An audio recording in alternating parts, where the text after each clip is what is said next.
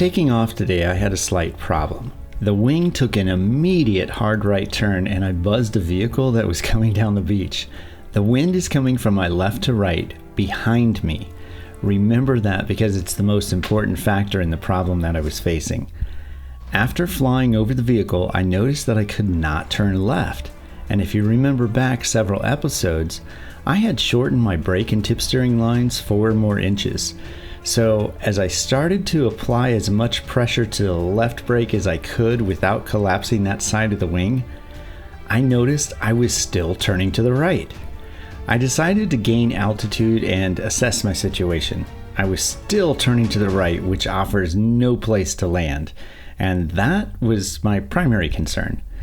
The wing was flying, it just wasn't going in the direction I was telling it to go.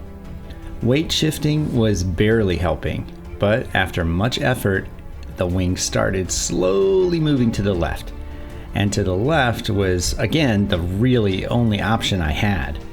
After several seconds, I finally diagnosed the problem. My tip steering line had broken on the left side, and without that line, it was almost impossible to turn left with a strong wind blowing from behind, left to right.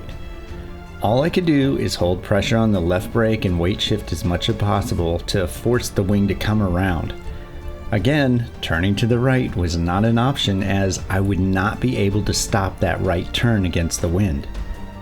Moving all my weight to the left side and keeping as much left brake as I could without collapsing that side, the wing slowly came around and allowed me to face the wind. Now, with that issue now under control, I'd land and replace that line before entering the air again.